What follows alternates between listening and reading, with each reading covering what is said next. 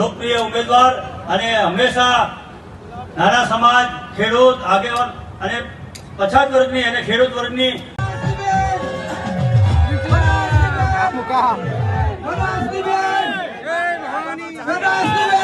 આ બાજુ આવી જાઓ ભાઈ, બધા આ બાજુ પાછળ જગ્યા છે, આવતા રહો. આ બાજુ ભાઈ તમામ આપણા પૈસે ઊભી થયેલી છે. રાજસ્થાનમાં કોંગ્રેસની સરકાર હતી, મહારાષ્ટ્રમાં કોંગ્રેસની સરકાર. દૂધ ભરે 5 રૂપિયા બોનસ દૂધનું આપવામાં આવે.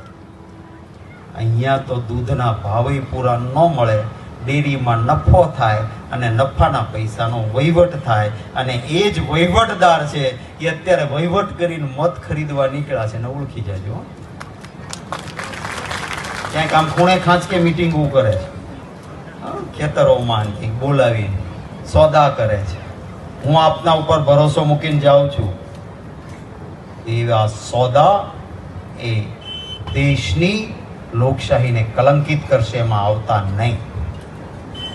અભિનંદન પણ આપીશ કે અમારી બેન ગેનીબેનને મારા કોંગ્રેસના એકાઉન્ટ બંધ થયા, અમે પૂરા રૂપિયા આપી શકીએ એવી સ્થિતિ નહીં, તો લાઈન લગાડીને લોકોએ આશીર્વાદ અને રૂપિયા પણ આપ્યા અને મત પણ આપતા.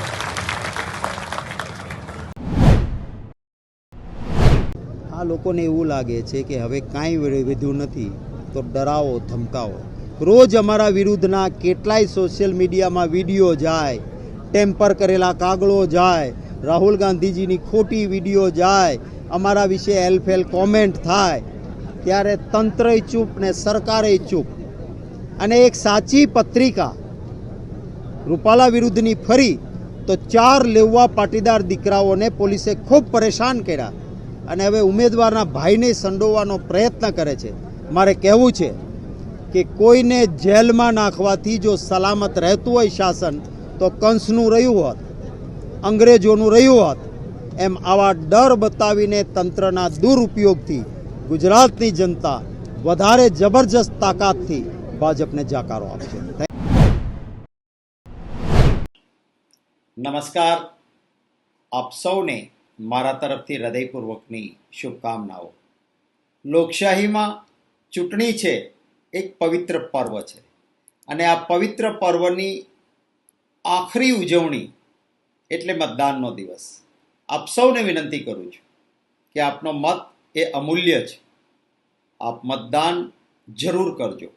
ગરમી હશે, કદાચ લાઈનો હશે, અન્ય કામકાજ કદાચ છોડીને જવું પડશે, તો પણ આપ જજો, કારણ કે આપણો મત એ બહુ કિંમતી છે.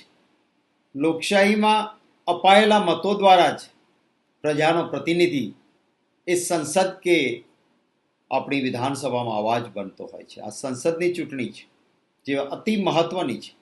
રાષ્ટ્રના ઘડતર માટે આપણે શું, કોણ કેવું કરશે એનો નિર્ણય કરીએ છીએ. આપણા સૌના ભવિષ્ય, દેશના ભવિષ્ય માટે 5 વર્ષે એક વખત આવતી આ ચૂંટણી છે, એમાં આપ બધા જ મત દેવા પધારો એવી વિનંતી કરું છું. ગુજરાતી તો આપણો ત્રાજવામાં તોડનારો ગુજરાતી કહેવાય છે, ત્યારે લેખાજોખા પણ કરજો. આપને આ 10 વર્ષ જે સરકારે શાસન ચલાવ્યું છે, એમણે કેટલીક ગેરંટીઓ આપી હતી, એ બાબતને જરા મસ્તિષ્ક પર પણ લેજો. કહ્યું હતું કાળું ધન આવશે, 15 લાખ મળશે. મિડલ ક્લાસને કહ્યું હતું કે 10 લાખ સુધીની આવક ઇન્કમ ટેક્સમાંથી મુક્ત થશે.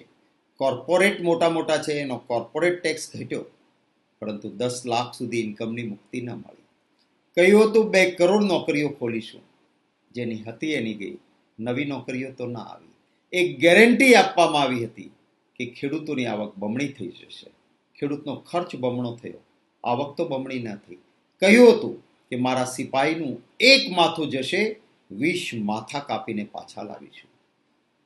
ખૂબ દુઃખ સાથે, બદકિસ્મતી સાથે કહીએ કે આપણી બિહાર રેજિમેન્ટના 20 જવાનો ચાઇનાની બોર્ડર ઉપર શહીદ થયા, અને કોઈ ચીનાનો વાળ પણ આપણે વાંકો નથી કરી શક્યા. આ 10 વર્ષ દરમિયાન આતંકવાદ નાબૂદ નથી થયો. ખૂબ બધા લોકોએ આ 10 વર્ષમાં આતંકવાદના કારણે જીવ ગુમાવ્યો. હજી 2 દિવસ પહેલાં જ જમ્મુ કાશ્મીરમાં એરફોર્સના એ જતા કાફલા પર હુમલો થયો, એક ઓફિસર શહીદ થયા, 4 જવાનો ઘાયલ થયા. આપને સૌને એક વિનંતી કરીશ કે યાદ કરજો, કહ્યું હતું કે મોંઘવારી નાબૂદ થશે, અને જ્યારે 400 રૂપિયાનો ગેસનો બાટલો કોંગ્રેસના શાસનમાં હતો ત્યારે રોડ પર હલ્લાબોલ થતું હતું કે બહુત હુઈ મહેંગાઈ કી માર પેટ્રોલ ડીઝલ માટે. આ 10 વર્ષ દરમિયાન એ 400નો ગેસનો બાટલો 1100 રૂપિયાએ પહોંચ્યો છે. પેટ્રોલ અને ડીઝલના ભાવમાં ખૂબ મોટો વધારો થયો એ જરૂર આપને યાદ હશે. આપને એ પણ યાદ હશે કે કહ્યું હતું કે રૂપિયો મજબૂત હોવો જોઈએ ડોલરની સામે. રૂપિયા કમજોર હોતા હૈ સમજો દિલ્હી की सरकार कमजोर है, प्रधानमंत्री कमजोर है.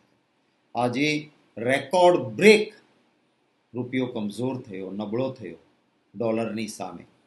આવા અનેક મુદ્દાઓ છે. જૂની અપાયેલી ગેરંટીઓ ફેલ છે.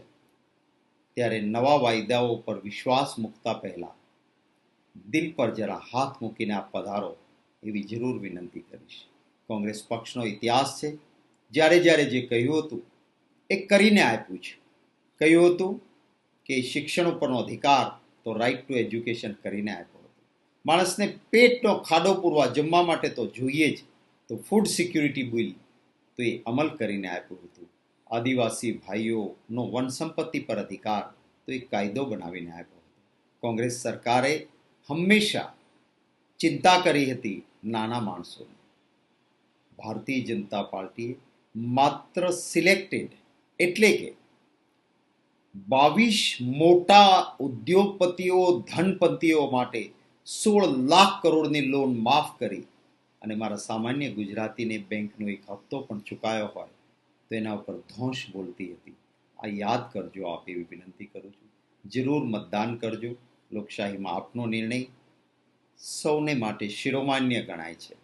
અમે પણ આપનો જે નિર્ણય હશે એને સ્વીકારીને આપના સાથેનો આ પ્રેમનો સંવાદ ચાલુ રાખીશું.